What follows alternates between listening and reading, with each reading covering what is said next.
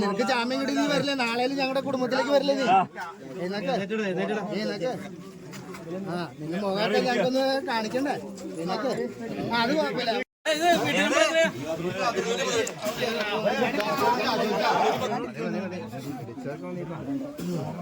നമ്മളെ തലയിലാവട്ടോ.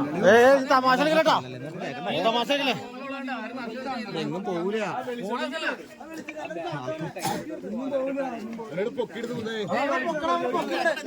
അത് കാൽമേക്കടായിട്ട്, അത് കാൽമേക്കടായിട്ട്